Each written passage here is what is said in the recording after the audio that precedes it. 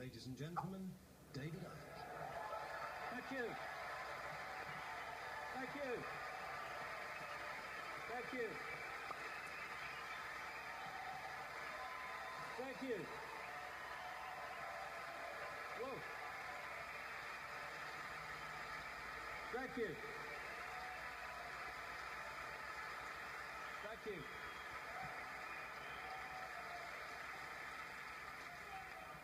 Good turnout then. Crikey. I remember talking to people in telephone boxes once and having room to walk around all those years ago. But amazing things have happened since. My thanks first of all to the extraordinary Linda for putting this event on, and Sean and all the team.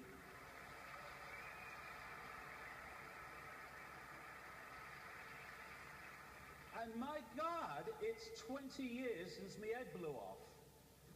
20 years on, I hope I contributed one thing, and that is to let people realize that if you believe in something, if you keep putting one foot in front of the other and don't get caught in defending yourself or feeling sorry for yourself or falling for the fear that what other people think of you because you're saying something that's different, then if you keep putting that one foot in front of the other, you get somewhere.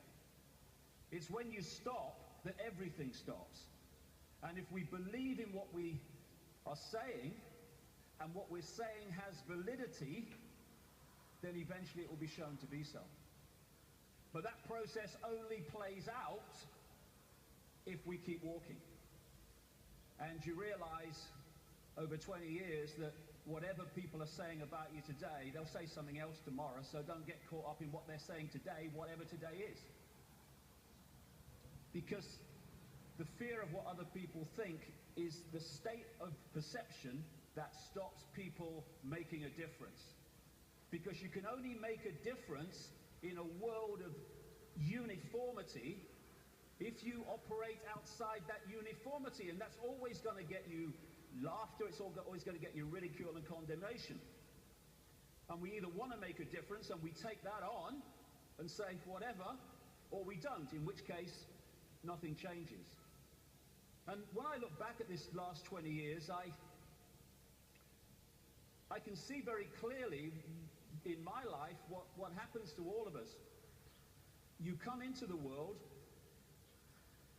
and then you go through a series of experiences, and they seem to be random. They don't seem to be connected. Well, this is happening now, and that's happening then, and this is happening today. But when you look back, you see how it's been a journey of connected, often fantastically synchronistic experiences that are leading us in a certain direction. If we choose to go.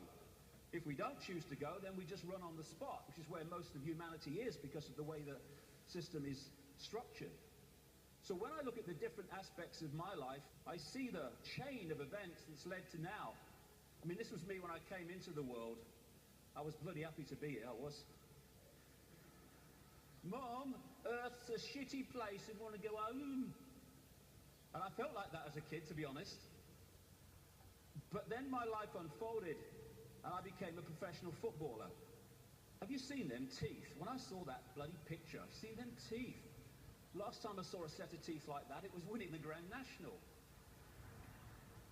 But the football side of it, which just seemed to be, I want to be a footballer.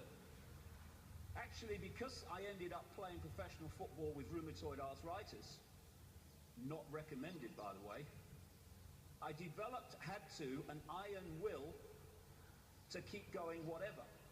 And my goodness me, that came in quite handy a few years later. Then I went into television. What a bloody poser, look at him. I don't know, he used to curl my hair then, you know. And thank you. It's been a long time since anyone did that to me. In fact, that's the first time, I think. And what that did was show me the inside of the media, shite, and also gave me a public profile which was going to lead to something later that wouldn't be ignored, although at the time I wish it was being ignored. And then I went into politics, you can call Green Party politics, and I saw politics from the inside, how it's just a game, how it's irrelevant to human life, and how people who were fighting with each other in the public arena were doing anything but that behind the scenes. And then, bang, 1990.